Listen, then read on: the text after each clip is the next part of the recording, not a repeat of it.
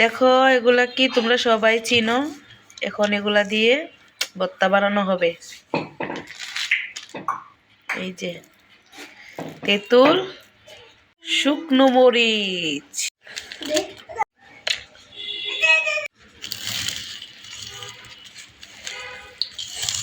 ভালো করে মরিচ আর তেঁতুল মেখে কি যে একটা সেন্ট বের হয়েছে, অসাধারণ সেন্ট।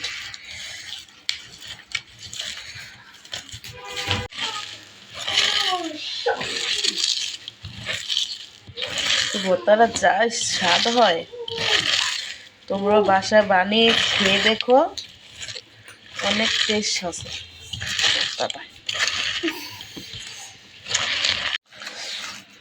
মাখা শেষ।